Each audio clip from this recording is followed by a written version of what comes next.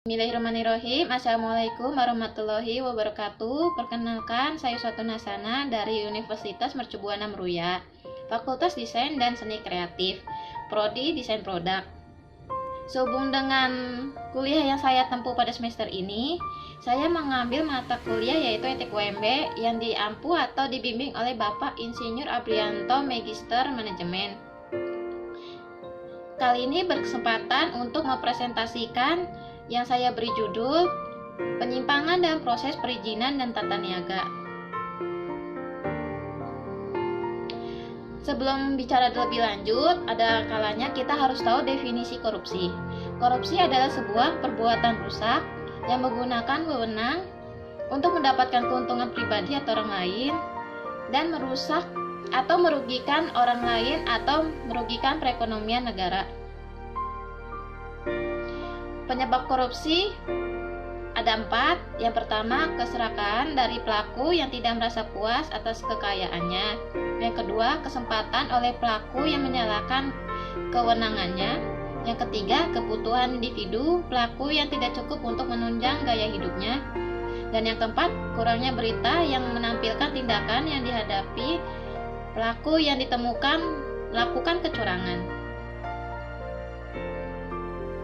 Penyebab korupsi ini telah dikemukakan dalam Ghosn Theory oleh Jack Bologna, yaitu Greed, Opportunity, Need, dan Expose. Terjadinya perilaku korupsi bisa terjadi di lingkungan keluarga, di masyarakat, atau di negara. Komitmen dan upaya dalam pencegahan dan pemberantasan korupsi selama ini selalu menjadi prioritas pemerintah. Pemerintah Indonesia telah menetapkan Peraturan Presiden Nomor 55 Tahun 2012 tentang Strategi Nasional Pencegahan Korupsi dan Pemberantasan Korupsi Jangka Panjang tahun 2012 hingga 2015 dan jangka menengah tahun 2012 hingga 2014 atau kita sebut Stranas PK.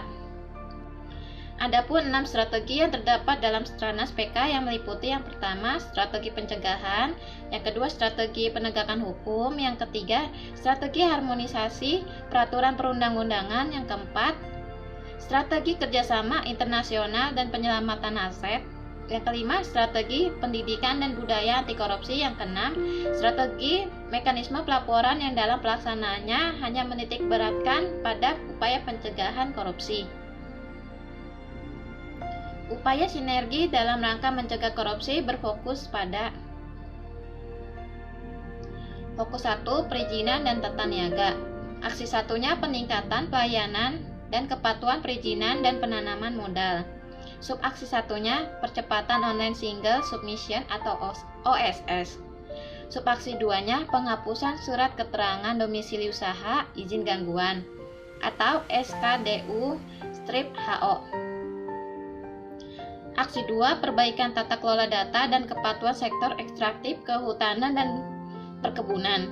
Subaksi 3, implementasi kebijakan satu peta. Subaksi 4, penetapan kawasan hutan atau PKH. Subaksi 5, penguatan dan pemanfaatan basis data beneficial ownership atau BO. Aksi 3, utilitas nomor induk kependudukan untuk perbaikan tata kelola pemberian bantuan sosial dan subsidi. Subaksi 6, utilitas nomor induk kependudukan NIK untuk bansos. Aksi 4, integrasi dan sinkronisasi data pangan strategis. Subaksi 7-nya, integrasi data impor pangan. Yang telah kita ketahui, perizinan dan tata niaga menjadi fokus utama oleh Stranas PK. Hal ini disebabkan karena bersentuhan langsung dengan masyarakat. Jika aksi-aksi dalam perizinan dan tata niaga dibenahi, maka manfaat yang diperoleh adalah 1. Kemudahan perizinan dalam melakukan usaha dan investasi. Yang kedua, peningkatan lapangan pekerjaan dan pertumbuhan ekonomi. Yang ketiga, penekanan biaya ekonomi pada komoditas pokok. Adapun tantangan perizinan dan tata niaga. Yang pertama, terlalu banyak regulasi yang mengatur tentang kewenangan perizinan. Yang kedua, kewenangan menerbitkan izin belum sepenuhnya dilimpahkan dari instansi teknis ke PTSP baik di pusat maupun daerah.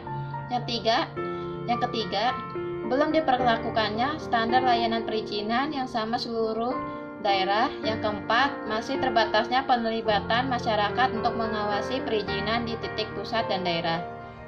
Yang kelima, penguatan praktik kartel dan monopoli dalam tata niaga sektor strategis pertanian pelaku usaha dalam pencegahan korupsi.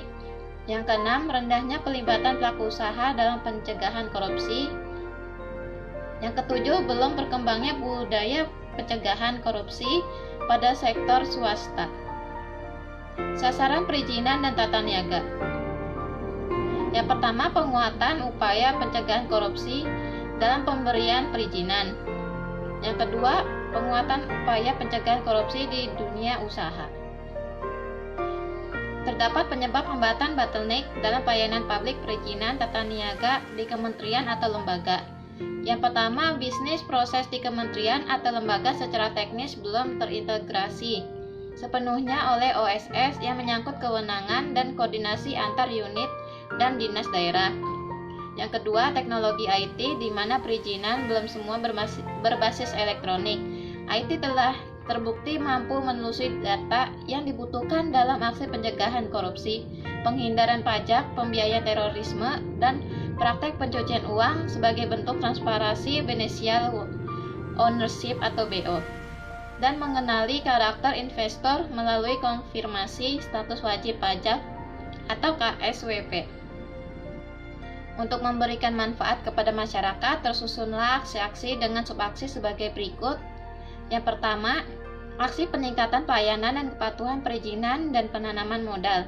Manfaatnya, kemudahan menjalankan usaha bagi pelaku usaha kecil dan menengah di daerah karena izin usaha lebih cepat dan mudah diakses secara elektronik dan integrasi. Yang kedua, aksi perbaikan tata kelola dan kepatuhan sektor ekstraktif, kehutanan, dan perkebunan. Manfaatnya, penggunaan lahan sesuai peruntukannya, tanah ada terjaga, mencegah korupsi korporasi dengan transparansi kepemilikan dan pajak.